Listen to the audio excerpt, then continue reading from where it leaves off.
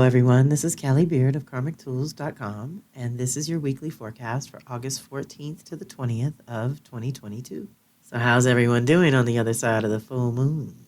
I have a huge announcement about my new websites. So a major rebirth has happened, and I pray that it serves us all better.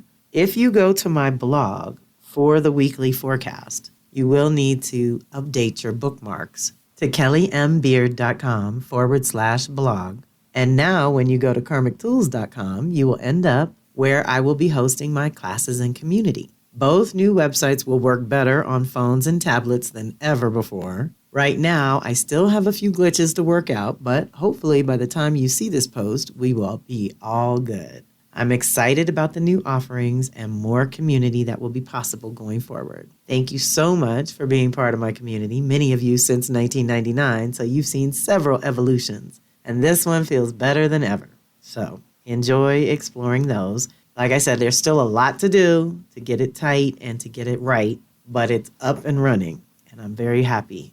And for those of you who understand running websites, I am divorced from GoDaddy after a full North Node cycle, life path, and direction. So we're starting fresh in a new direction, downsized and simplified. And like I said, got things working better for updated devices, which I've never had. Karmic Tools was kind of a dinosaur. So thank you all for your patience and hanging in there with me. The other big announcement is the Mercury retrograde tools are all up and loaded and ready to go. So anyone that wants to work consciously with the upcoming Mercury retrograde, we're going to enter the zone very soon, I think next week. So with your digital download, you get the live event October 4th, your personal Mercury activations. You'll get the Mercury transits affecting all. So that's the activations happening up in the sky, which are pretty powerful. I just went through them. There are very specific divinations and meditations for the pre-shadow, the retrograde, and the post-shadow periods, plus a bunch of extra rituals and meditations that will help us with our mental health. Mercury's going backwards in Libra and forward in Virgo. So we're reviewing our ideas and concepts of relationship and partnership and collaboration so that we can go forward with a little more inner wholeness and sovereignty and being able to really know how much our systems can handle, and then going into those partnerships and collaborations, co-creating with others in ways that are a little healthier, right? Virgo always wants us to get healthy and whole. The other thing about this air and earth combo we've talked about is the ideas. We're starting to formulate structures. We're starting to find little foundations here and there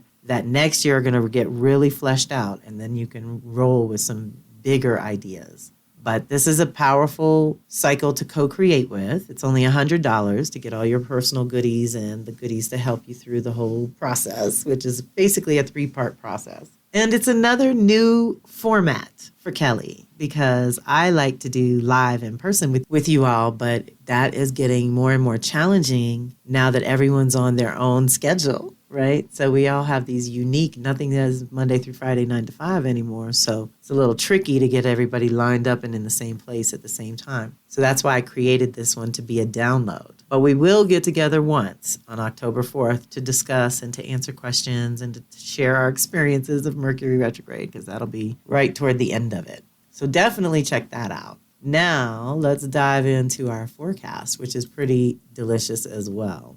We kick off on Sunday with the Sun opposing Saturn, which is an annual process of development for everyone. The Sun makes it personal and about you, the individual. Saturn helps move your timeline along and build the literal aspects of life, the basics of providing for yourself, food and shelter, etc., and your personal limitations. What renewed aspect of self got activated about 6 months ago, and how do you want to fully develop that over the next 6 months? This is a potent midpoint, the most powerful course-correcting time in any cycle. This would be an annual cycle, and annual meeting between Sun and Saturn, which is a checkpoint between you and your responsibilities. Each year you evolve, some years more consciously than others, so this is a good time to check in with your own personal definitions of what you are and are no longer responsible for. Often this energy activates a push-pull between who you are and who you want to be, between what you want to do and what you have to do. My age-old advice is do what you gotta do so you can do what you want to do. And while it may not be the easiest path, it's usually worth it for the peace of mind that it brings. You may swing between extremes of fulfilling all your obligations to the neglect of your own truth and purpose, or neglecting your obligations and doing whatever you choose, which only means that those obligations will be there when you get to them, and they will most likely have increased by the time you do. Balance is the key. Practice, there is no perfection, and it's time to practice handling business before pleasure. That's what happens when Saturn gets involved. Deep breath. Same day Sunday, Mars is going to trine Pluto. So that's very supportive of our Sun opposed Saturn. This is an active, transformative energy that will help you to change your life in a healthy, positive way. You may have the energy and inclination to make a major personal and permanent change to who you are and what you want on a deep soul level. Because it's a trine, it promises more ease than is usually associated with Pluto, and in this case makes transformation smoother. You may be especially focused on what needs to be done or changed in your life at this time. You will want to take action, and the universe supports that decision as long as it is righteous and not totally self-serving. This is a good time to get moving, take action regarding your long-term goals, and you will be able to create some momentum. You may realize some of your recent actions or choices do not necessarily support your deepest drives or desires. As you get in alignment within and without, the results can be miraculous. So be creative and be brave. Ashe. Especially during Leo time. And this is Mars trying to Pluto's Earth, y'all, so we can anchor this in our body. Taurus to Capricorn. So we're talking structures and foundations and your personal comforts and security, your real boundaries, the ones that count. So this is ease and grace around that as Saturn lights up the new roles and responsibilities for you. And you're clear on who you are and what you want, the change comes effortlessly. And I can testify because that's what I just did birthing these two websites. Then we jump from Sunday to Tuesday, the 16th of August, is Mercury trine Uranus. This is lower mind versus higher mind. This is our individual mind versus the collective mind. Very powerful time when they go in ease and grace. So again, with this earthy energy, Mercury's in Virgo and Uranus is in Taurus. So it's reversed from what we were just talking about. Mercury moving through Virgo, entering shadow. This is one of those things we want to pay attention to, the little hits that happen before any planet goes retrograde. So this activation gives you access to your higher mind and opens the way for new, deeper insights that can guide and direct you at this time. Business as usual will not work. It's time to open up to the unusual. Do something different. Look at things from another angle and watch the ahas start pouring in. Your intuition will be firing on all cylinders, giving you access to unprecedented clarity. While your thinking may lack discipline, your ability to access solutions to any recent or long-standing challenges may be off the charts. This energy will not be contained. Even though it is generally all mental, you really will have a hard time keeping up with the ideas, thoughts, concepts, and intuitions that come to you under this influence. So try to take notes that you can refer to later when the grounding will be necessary. Pay attention to the messages that come through and from others as well, since you never know how the universe will show up. This alone is an indication that whatever your consciousness may not have been previously ready to assimilate or process is awakening now to that which is just for you. Deep breath. So again, with the rewiring that's going to happen with Mercury retrograde, our systems are getting an upgrade so that we have better boundaries with others and we take care of our systems more consistently, tending to the body, this physical vehicle that carries us around. And we start following our intuition more often because now if you're connected, following your intuition is really good. Then we jump to Thursday the 18th when Venus will trine Jupiter. Now this is the two benefactors coming together. These trines are powerful, and I kind of looked at this because there's some big stuff happening and we're going to get into that next. But this is almost like a breather after the last couple of weeks because it's been a little bit of a pounding and the full moon and everything else. So deep breath. This is usually a pleasant energy, although short-lived. This is a good time to enjoy some kind of social activity. No pressure, just easy, laid-back fun. It can make you prone to laziness or excess, but only if you're already prone to that.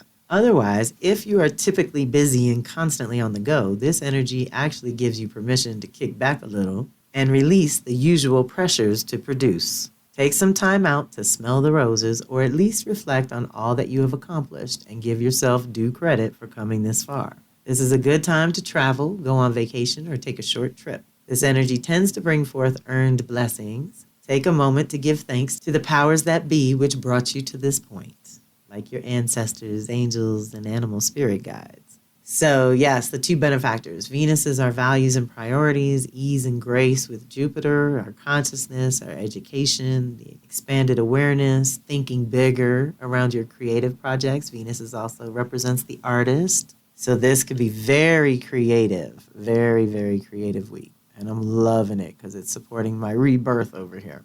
We have the Venus circle. We get together once a month when the moon and Venus get together. This month they're getting together in Leo. We're doing our clearing at the crown chakra. We're releasing the bully archetype, which is deep. And the trap is all about obsession and addiction. Very deep. Very powerful during this Leo Aquarius lunation. And for Venus to be there, the sacred feminine, it'll be the last quarter moon in Taurus, which is also ruled by Venus, brings in more energy and support for what we're doing. And we get together every month to work on our values and priorities and try to stay locked in so that we're not swayed and dragged in different directions that don't have anything to do with us. It's really beautiful. So feel free to drop in. We do have an ongoing circle, but you're welcome to drop in. With Venus, it's an 18-month cycle where we do 9 months of release work and 9 months of reclamation. And reclamation starts in October. So anyone that's been thinking about doing their Venus reading and getting their custom guide, now is a good time to do that because it'll guide you for the whole rest of the cycle. Plus, you get to check in with your own sacred feminine and your own values and priorities and where you're at with that.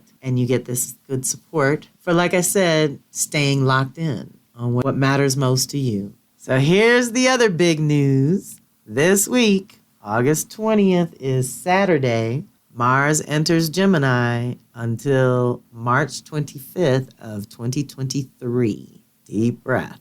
That too is heading into the zone. Now, Mars only goes retrograde every 2 years. And in Gemini, so Mars moving into Gemini will kick off some additional energy around who you are, what you want, and how you go about getting it accomplished. In this case, it is all in the presentation. How you communicate and express your desires will have a tremendous impact on whether they manifest or not.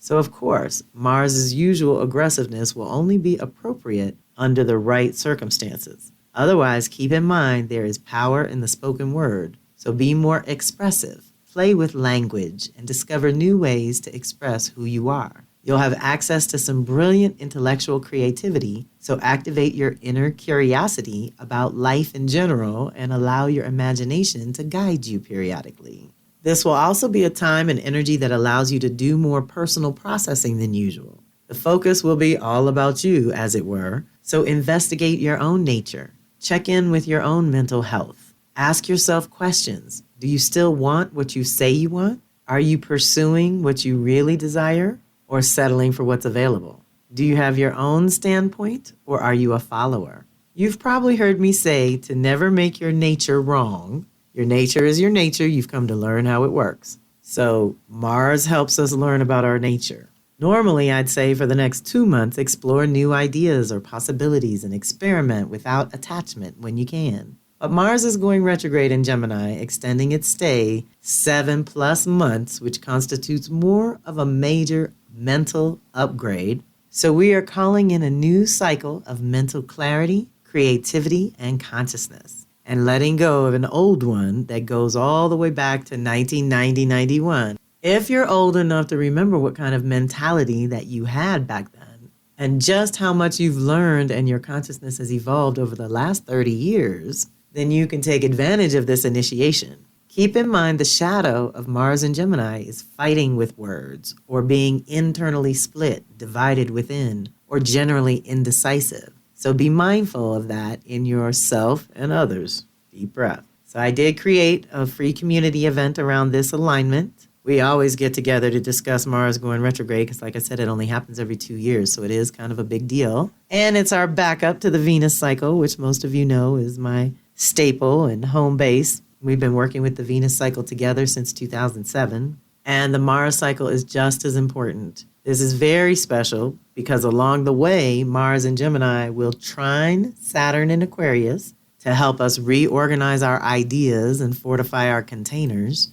It will sextile Chiron in Aries to help us heal some aspect of consciousness so that we can remain sovereign and independent. So we might have to change our mind about a few things in order to take some new actions, right?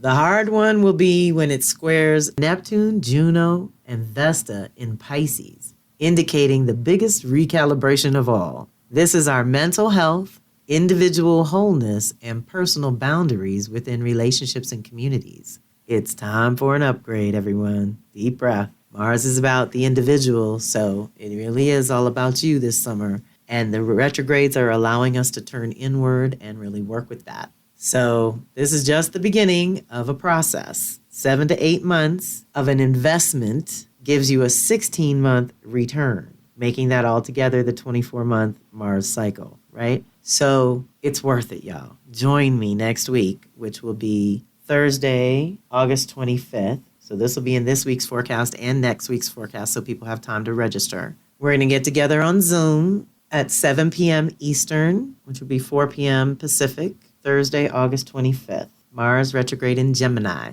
This is going to be most relevant for anyone with strong Gemini, Sag, and Virgo, Pisces. For the rest of us, it is an upgrade in those departments of life. And basically, you want to look at it as an initiation in your Gemini department around who you are and what you want, and your ideas, thinking, self-expression, communication, all of that, how that works for you. And then the house, your Gemini house, would be the area of life. So for me, Gemini rules my 7th house of relationships, partnerships, and collaborations. So how I communicate and express is getting a huge upgrade across the board. And then you look at the Mercury going backwards in Libra and Virgo. So Virgo gets engaged again. There's a lot of Virgo, Pisces, and Gemini energy activated. So we have to bring the Sag in consciously. And that gets important as well, because Sag is the part of us that can think bigger and rise above a situation and develop some kind of meaning out of things that would usually make us give up or quit, right? So that inspiration comes from the Sag side.